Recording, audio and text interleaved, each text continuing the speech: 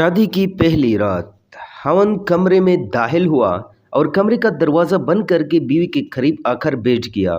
सबसे पहले उसने अपनी बीवी को सलाम किया। उसके बाद 5,000 हक मेहर देने लगा। बीवी ने कहा, मैंने हक मेहर नहीं लेनी, मैं आपको माफ़ करती हूँ।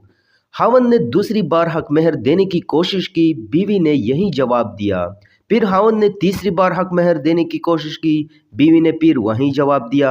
हावन ने वो पैसे अपने बटुए में रख दिए और चंद मिनटों के लिए सोचों में गुम हो गया कि कितनी तवक्कल वाली और वफा वाली बीवी है जो पैसों से ज़्यादा मुझे तरजीह दे रही है। उसके बाद हावन ने मुंह दिखाई के लिए बीवी को 5,000 दिए, बीवी ने मुंह ना दिखाया। फिर हावन ने 10,000 दिए, बीवी ने मुंह ना दिखाया। फिर हावन ने 15,000 दिए, बीवी ने मुंह नहीं दिखाया। फिर हावन ने 20,000 दिए, बीवी ने मुंह नहीं दिखाया। फिर 25, 30, 40 हत्ता के हावन ने 50,000 दिए, बीवी ने मुंह ना दिखाया। हावन ने तंग आकर पूरा बटुआ बीवी के हवाले कर दिया जिसके अंदर 1,00,000 रुपए थे। फिर भी बीवी ने मुंह नहीं दिखाया। हावन ने बीवी से कहा, आपको और क्या चाहिए?